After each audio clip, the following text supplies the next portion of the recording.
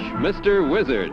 That's what all the kids in the neighborhood call him because he shows them the magic and mystery of science in everyday living. Hi, Mr. Wizard. Oh, hi, Betty Sue. Come on over here and look at the box. All right. You're upside down. Yeah, you see me upside down. Mm-hmm. Well, this is my sort of homemade view camera. And before you leave today, I think you should be able to make one of these, just like that, and another kind of camera, very similar to this, that we're actually going to take a picture of you before you leave today. Sounds like fun. Okay, a homemade one. First of all, let's take a look at this one, because I think you'll have a lot of fun making it. Here's the camera part, and here's what you need. First of all, Magnifying glass. right, a magnifying glass. Now, you don't necessarily have to have that exact kind. You can have one that's smaller, you know, or bigger, or various sizes. The important thing is for you to find the focal length. Focal length? The focal length of the lens, yes. Now, here's how you do that. Go outside where the sun is. I'm going to use the light here in the top of the room here. Mm-hmm. But you go outside and use a light and shine it down here so it's on the ground or on the table or something. See now here? See that spot of light? Mm-hmm. Notice how it gets smaller and smaller and smaller. Now it's very clear. And then now it goes it's blurry bigger and again. bigger and bigger, see? Now, what you want to do is to move it back and forth until you get it to the smallest possible spot. There, that. About like that. Now, what you do is take a ruler and measure the distance from there to there. What did you say that would be about? I don't know. 8 inches? Maybe. About from there to there? See, there'd be about 6, another 2. 8 inches. Okay. This would be the focal length of the lens. Now, it's possible that you might get a lens that had only a 6-inch focal length, or maybe one 4-inch, you know, or something. But the important thing is, find the focal length of this lens. All right. Okay, then get a paper tube like this. Mm-hmm. Very often maps and things like that are rolled up and sent in it, you know, a mailing tube. Or perhaps the lens you find might be the size of the inside of a roll of paper towel. Mm-hmm. See? Now, you cut a little notch in it like this, see? Mm-hmm. So that the handle of the magnifying glass will fit in there like that. And you can put the magnifying glass in there snugly. Uh-huh. There. There. Now then, get a cardboard box and cut a hole in it just the size of this tube, see, so it'll slip back and forth. Now, if you just have the plain thickness of the cardboard here, it might be a little hard to move back and forth. So what I have done is to put a block of wood on the back. I drilled a hole in the block of wood so that it would be easier, you know, the lens barrel, which I call that, wouldn't rock. Oh, I see. Then, it's a good idea to paint the whole inside black because you don't want light bouncing around. So now we can get an image of the light that's falling, you know, coming through from here. We now have to make it fall on something. And here is a piece of, this happens to be a special plastic material that works something like ground glass that has been ground. But you could use tissue paper that has been oiled with machine oil, or even wax paper, in the same way as this.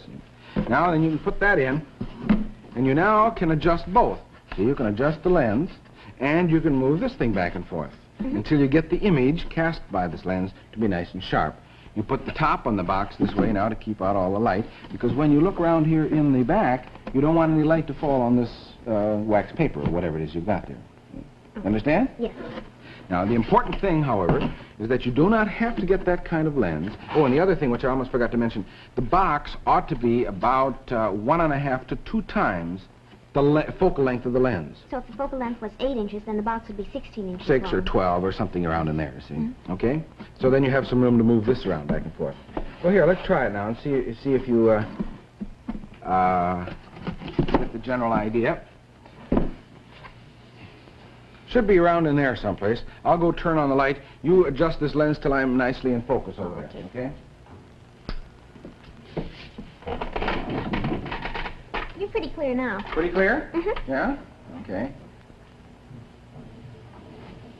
There. Now you get the general idea now how you can make one of these view cameras. You can take it around, look at your friends, you know, your mother. You can pan all around and look around the room, panning it's called. You can look all over and see real scenes, you know, outside the scenes are beautiful. And full color, too, don't forget. So it's a lot. In fact, this type of view camera is a very, very old one. They had cameras like this a long time ago and worked on this exact same principle. People used to come into a dark room and sit down and look around at the wonderful view. Okay, you think you can do that now? Yes. Okay, now take the picture out. Take the picture out? Yeah. Just take the top off the box. You mean here? Yeah, take it out like that. You didn't think a picture would be on there, did you? Well, did you? No, Why not? because it's just, well, when you see it, it wasn't put on here. Well, what is that image, that picture of me, what was that made of? You? You mean, little pieces of me were around here? No, I don't, well... Well, what I meant was it made of crayon? Was it made of watercolors? Was it made of oils or what? No, light, I think. That's right. It was made of light.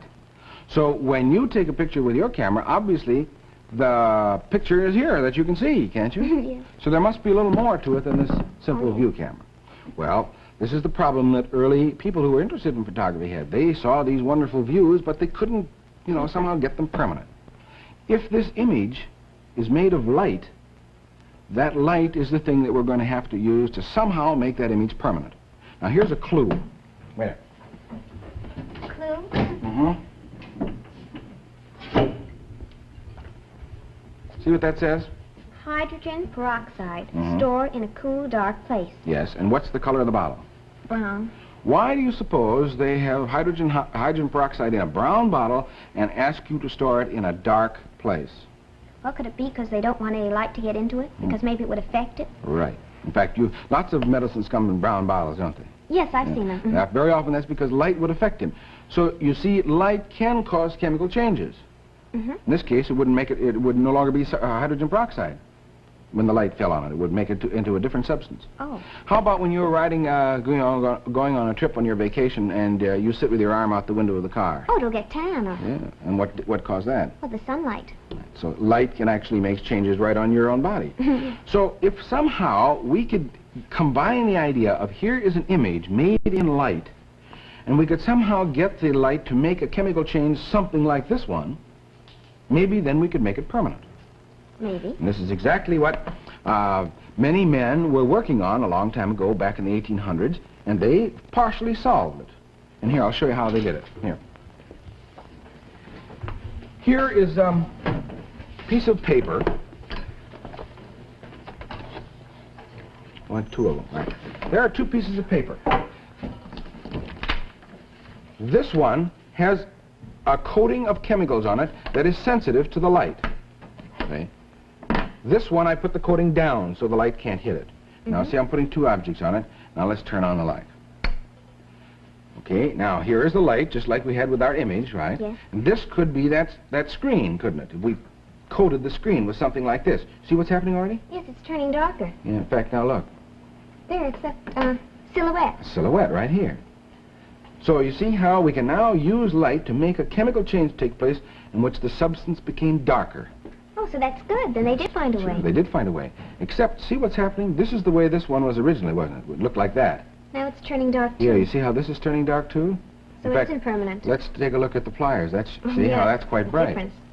So, the problem was they could get the light to make a chemical change, but it began to fade all the time. Yeah, it's fading now. It's really fading quite a bit. Okay, well, they also noticed that we have to expose this for a long time. And then it didn't even stay. And then it didn't even stay. So this is sort of the problem that was confronting the early people who were experimenting with photography. And then have you ever heard of Mr. Daguerre? No. Well, he was a Frenchman who was doing experiments with things like this. And one day, he was coating glass plates like this with material something like this, you see. And he coated the glass plate like this, and he put it in his camera, and he aimed it outside, and he took a picture. But then he decided he didn't want to wait for, to turn dark like this, so he closed up his camera, in effect, and he said, well, I don't want to waste this plate, so I'll take this plate and I'll put it in this cabinet so no light will strike it. He put it in this cabinet like this, closed the door. Anyway, sleep. So the next morning he got up and he said, well, I remember that plate. I think I'll put that in my camera and go ahead and do some more experiments. So he went, got the plate. When he took the plate out, look. A picture. Yes. In spite of the fact that he hadn't exposed it very long in his camera, when he took it out the next day, something had happened. It had started to turn dark. This had never happened to him before. So he figured that the thing that made this happen was probably some of the chemicals that he had here in the cabinet. Oh, I see. So now he was a scientist, and he decided maybe he'd better do something about this. So here's what he did. He got another plate. He, coated it with the lights in it and stuff, put it in the cabinet, and took out one chemical. closed up the cabinet, went to bed. Now, the next morning, if this plate was plain, you know, nothing happened to it. Then it was the chemical he had taken out of the Right, cabinet. and it must have been this one. If the chemical on the plate had turned dark. It was one of the remaining chemicals. Okay, so the next morning he got up. Picture again. Picture. Wasn't that one? Okay, must have been another one, see? Mm-hmm. So he takes another plate, exposes it, see, puts it in here, takes out another chemical. Okay. Now, if it's going to be this one, plate should not have had the dark stuff on it, right? Right. It Dark. wasn't that one. Okay, so this is what he did day after day after day, eliminating one bottle at a time. Now, I only put a couple of bottles in here so it wouldn't take us so long. He had a whole bunch full. But let's speed the whole thing up now. Another day, he took out another bottle. Still, you know, another day, another bottle. Another day, another bottle. Another day, another bottle. Another day, another bottle. Finally got to the last bottle. Must be that one. Okay, so he, you know, take out the plate. Or put the plate in, rather, you know, close the thing. Okay, now the next morning he figured this must be it, and the image should be there. So sure enough, It's the only one left. only one left. Took it out, sure enough. It was. But he was a scientific sort of man. He figured, I better check my results. I will expose it again, just as I did before. See, got a plate, expose it, put it in here. Now I'll take out this one. Take it out? Take it out. Now, the next morning, what should have happened? Well, there shouldn't be any. Shouldn't be anything at all. Oh, no. Okay, because it was that one. Okay. That's what he did. There is. Now, what do you do? Must be something in there. That's exactly what he figured. There must be something in there that he didn't know about. So he went over the cabinet very, very carefully, and you know what he found? A couple of drops of mercury on one of the shelves. Mercury? Mercury. That stuff like it's in the thermometer? Like in the thermometer, that's right. And he knew that mercury, well, what he did was he cleaned up the mercury spot, then he did it again, and found that he did not get an image. So he knew now it must be the mercury. But here was a little puddle of it over here. And, and the plate was way over here. So he realized there was probably mercury vapor. Oh, yes. And that was the scientific discovery that sort of broke the ice as far as photography is concerned, because Mr. Daguerre and thousands of photographers after him could now put a light-sensitive coating on a piece of glass, expose it for a short length of time, put it into a bath where they could let mercury vapor hit it, and that would develop it. Oh, I see. So this is now the beginning of developing. You understand now? That what I had was a plate, you see, with one thing. That really what happens is when you expose a plate like this, the image is there, but it's only latent or invisible. And when you develop it, then can you see it. Okay? Now, of course, there were lots of developments after that. All kinds of men have made contributions. But now let's sort of summarize them all by actually developing a plate in the way that I just told you, not using his process, but a different one. See here, these tobacco cans? Yes. Well, see what I have written on here so I can remember which is which? Developer. Developer. Stop bath. Stop bath.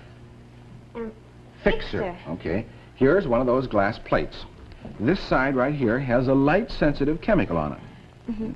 Just like that paper over there. It's been exposed, obviously. The whole room is full of light. But notice you don't see anything. No. Now, let us put it first down. Here, you take it. And dip it into the developer. Dip it in and then out, so you can see what happens. About halfway down. Not enough? Yeah, keep going, yeah. Stop. See what's happening?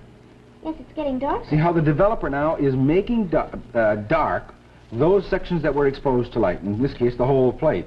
Okay, now see how you can leave it. You should leave it in there for, say, a minute in this case. So you see it's now quite dark. Yes. Now, obviously, after a certain point, we don't want this to go on anymore. You don't want to get any darker. No, we want it to stop it. What was the next thing that said here? Stop bath. Okay, now you put it in the stop bath. And what does that do? What does it stop the development? Stops the development. That's right. So you put it in there to stop it. Okay, now, if you still expose this to the light, it could fade. Still? So it still could fade. It won't develop anymore, but it would fade. So now you drain it off a little bit. And now, what was the next one? Fixer. So you put that in there, and what do you suppose that does? Oh, fix it. Fixes To make the, it permanent. That's right, fixes the image, you see? So those are the three important chemicals that you need. And then finally, if you leave this fixer on here too long, it would stain the thing and get dark. So you put it in water and wash off that part. Okay. Now that's how you make a picture. Easy. Well, relatively easy, except there were thousands and thousands of individual steps, all combined here in these 3 little tanks. Now let's actually make a picture of you Of me? using this developing tank, that kind of a film, and this camera. See that camera? Box. This is an ordinary wooden box which I have made into a camera. Here is the lens, just like we used before, you see. With the tube. With the tube, see, so I could focus. I have it all focused, so let's not touch it. And I have found from my previous experiments that there's too much light when I turn the light on that I bring around here. So I'm going to put this little circle in here to cut out some of it, see? All right. So I don't use the whole lens, I just use the middle part where the hole is, see? So I put that in there like that. Now the image of you is going to come through here, and now go over here and hit this plate back here, see? Which would take the place of the screen then. Right, that would be the same as the screen in our other camera. And here it is one of those plates just like I had before, see, which I can slip right in here. And that's where your image is now going to fall. Okay, now I will take that one out, and I will then have these tanks inside here. So I will now put this plate first in the developer for 1 minute, then in the fixer, or in the stop bath, and finally in the fixer. I see. Okay? All inside the camera. Now, in order to do that, well, first let me put this in so you'll see. Turn it around so I get a developer first. Okay. In order to do that, I have two sleeves on my camera, see? And I can put my hands in here like this. Okay. So what I'm going to be doing, here, put this in here so you can see what I'm going to be doing. What I'm going to be doing is that plate will be in position. I'll put the top on, see, so no light can get in. I can now put my hands in here, see. We will now expose the plate. In order to do that, I will cover up the lens with this, open it, let light through, expose this. With my hands in there, I will now take that plate out. You put it in the developer. So you'll understand what I'm doing. See, with my hands in there, I'll now take that plate out. I will go and put it first like this, in one, then the other, and the other. I see. Now, obviously, I can't use this one, so you take it, because that's been exposed. Okay. But I have some other ones here in a box. So I will first open this box, put one of them in there, take my hand out, open the lens, and take a picture of you. Okay. Okay, are you ready? I'm ready. Now, let me check. Developer's here, and here's my watch, so I'm all set there. F-stop is in position, lens cap on. Okay. Now, would you put your head right there? I'm here? Yeah. Because my camera is not too fast and not too sharp, I'll have to admit that I have to make an exposure of about 3 seconds or so. So I'll have to put this light on you. Okay. Not too bright, is it? No, it's not too bad. Okay. Everything's light tight. Top's on the camera. Now, what's the first thing I have to do? First, you have to get your hands in that thing. All right. You're right. Now, the little box. First, you have to get one of those plates. Okay. Here comes out a little plate. And you put it in that little thing that holds it. Put it. Now, I'm going to put it in the... Make sure I've got the right side. Right side? Hard to tell in the dark. I just want to make sure I don't make any mistake. Yeah, that's the side of it. Okay, now I'm getting it into position.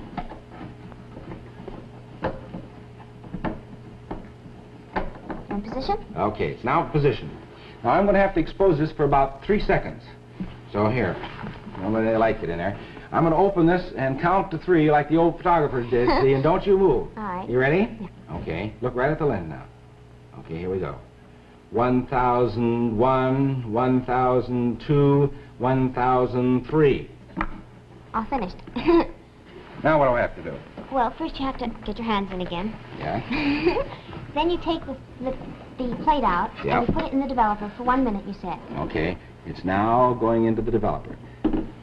Now I'm going to jiggle it up and down so I make sure that I get it nicely developed. I can hear you jiggling Okay, it. now, meanwhile, would you go turn off that light and bring it back here because we're all through there.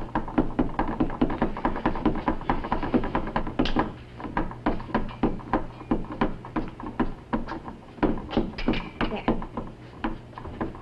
Now, would you tell me what has happened up to this point? What has happened? Yeah. Well, my eye, Yeah. I have been reflected onto that, through the lens, Yeah. by light, through the lens, and onto that little plate. Mm-hmm. And my pictures come out on there, although you can't see it yet. Oh. Then you took it out and you put it in the developer so that you could see the image for 1 minute. And after you did that, you put it in the stop app. Not yet. I haven't put it in there yet, but when I do, what is that going to do? It's going to stop the development so it won't get any darker. Right. And after you put it in the stop bath, you're going to put it in the fixer to make it permanent. Okay, now I'm taking it out of the developer. Put it in the Now stop bath. put it in the stop bath. I only have to leave it in there just a short time. And then you're going to put it in the fixer. Okay. And then after you put it in the fixer, you're going to wash it off to get all the chemicals off Okay. it. Out it comes from the Stop bath? stop bath and into the fixer. Hope it comes out good. I hope so, too. All finished? Well, you should leave it in there for, a minute and a half, maybe 3 minutes. But I think we can hurry things up a little bit. Okay. Because we really don't care if this fades too much. But if you make one of these and you try it at home, you should let it fix for the proper length of time. Comes with the package of chemicals. You can tell how long to fix it, so the image will last a long time. Okay.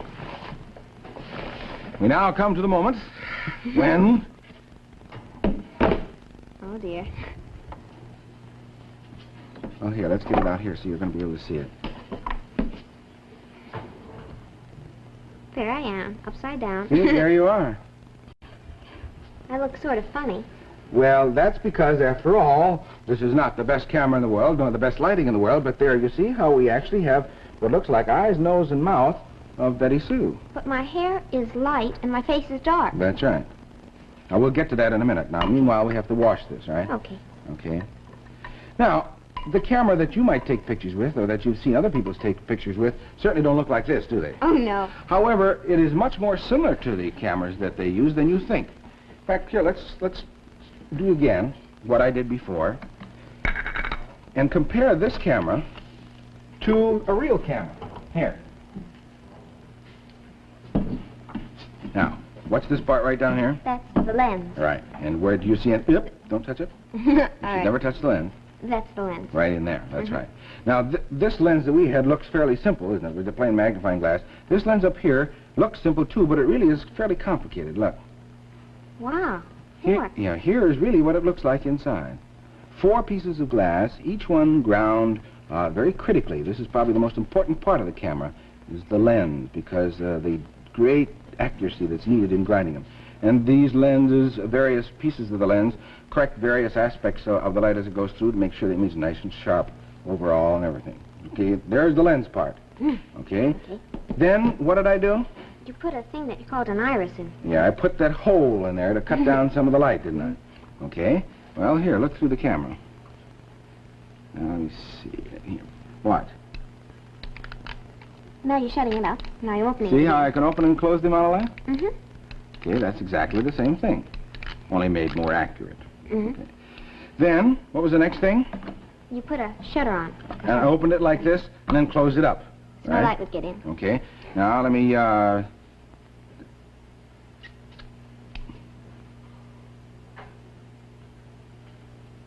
Now, there it is, open. So now, I can open it and hold it open as long as I want, see? Then let go and it'll close. Obviously, that wouldn't work because that's a pretty long exposure. Let's move this over here to, say, 1 second, which is right on the camera, and it'll do it automatically. Now, watch. There. See? Let's move it over here to 25th of a second. Should be a lot faster, shouldn't it? Watch. Can't hardly see it. Yeah. And in this camera, you can go way up to 1/800th of a second. 800? Yeah, watch. Didn't see it. Okay. Could hardly see it. It went so fast. But you see how that now compares to this, okay? Then what was the next thing? Oh, the glass plate. The glass plate with a photosensitive material on it. You don't have that in the camera, though. No, actually, of course, you have Film. film in here. See, and the film rolls from one roller to the other back here, and you do exactly the same thing. Remember, I had to change it now. You know, I could put another plate in, and you do it automatically by winding things or pushing the levers or do something. Okay. Well, now, in this camera, there's no tank of chemicals, is there? No. What do you do when you take a picture? Well, you have to send it away to have it developed. Okay. And you know what he does? Same thing we did. Same thing we did. So you can do that at home, too. It's a lot of fun. So, you see, using this camera, I took a picture just exactly like the one that you could take with your relatively simple camera like that. When I get them home, they don't look like that. I mean, Why? How do you mean? my hair is white here and my face is black. When I get them home, my face is white and my hair is black. Well, that's right. This is because this is a negative. And what we're going to have to do now is make a print. Oh, I see. With paper. Now, here, put that in, leave that in the water, because I have some special paper over here, and I'm going to get it out, and we'll put that negative and that paper together in the water and bring it over here and expose it to this light for 1 second. So when I get ready, you go over and turn the light on for 1 second, okay? Should I go over near the light now? Well, no, wait. I want you to see what I'm going to do, because I'm going to take this special paper. Well, that's upside down. See, this is paper that's not too sensitive to light, but I still don't want to expose it any more than I have to. I can put up... This is not ordinarily the way you make a print, but because I don't want the negative to dry too long, I'm going to do it this way. Now, you go over by the light. Okay. Turn it on and turn it right off. On, off. Okay. That's enough? That's enough. Now, we'll put that right in here. That was quick. That was quick, wasn't it? Mm-hmm. Now, we have... This happens to be developer, stop, and fixer. Same thing you used to make the negative. Same thing exactly. And this time, I exposed a photosensitive piece of paper, just like we did over here. Only this time it was paper. Mm-hmm. And what's going to happen, here for instance, in this part of the negative where it was dark. Well, it's going to be light when it gets on the paper. Yes, because no light can get through that That's part. right. How about the parts here where it's light? Well, a lot of light can get through there, so it'll come out dark. Right. So that's exactly the way it's supposed to be, isn't it? Your Just hair is backwards. dark and your face is light. Mm-hmm. Okay, now that should develop for a minute, but I'm so anxious I want to take a look. Can I see? Not bad. I think you should wait. All right. Okay, now, you drain it off. Now what do we want to do to it? You want to, stop the development. Stop the development. Oh, there I am. There you are, see? We stop the development. Now we're going to then put it over here in the what? Fixer, to fix it. In the fixer to fix it. And we can now leave it there for a while. And see the picture of you? Yeah. Now these white spots here, what do you suppose they are? Your fingers? My fingers. And actually, if you want to do these at home, you can get a print frame that you can lock the negative and the paper together very tight so you don't get a lot of these wavy lines and watermarks and whatnot, and you don't have your fingers on it either. Now you'd fix that for a while, and then what do you do to it? Then you have to wash it off. You wash it. So when you leave today, why don't you take that with you so that you can wash it at home? Okay. Okay? Okay. Well, now, I have some negatives which I have already, prints which I have already exposed, but I haven't developed them yet. So why don't you try it, okay? Okay. Here's one right here. You turn that upside down and put it in the developer. Upside down? Yeah, quick, just like that. All right.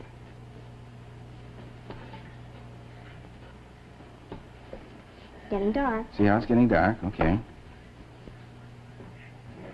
See what it says on there? Yes, I do. What does it say? Time to go home. Now, it is, too. All right. But what are you going to do next week? Well, come over here. I want you to look at something and see if you can tell me what this is. See that thing? That's an electric meter. Yeah, electric meter. You see what this is? Horseradish. Well, open it up. Make sure that it's horseradish. It's horseradish. Yeah. Well, it may be horseradish to you, but all you have to do is connect it to an electric meter and watch what happens. Yeah. Do you mean that when I eat horseradish, I'm eating electricity? Well, not exactly, but you'll find out about that next week as we have fun with the battery.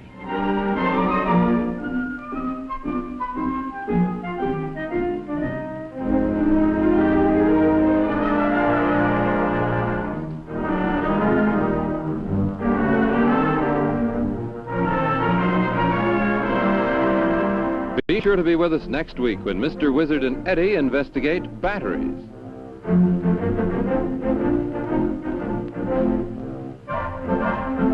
Watch Mr. Wizard was presented by the Public Affairs Department of the NBC Television Network in cooperation with New York University.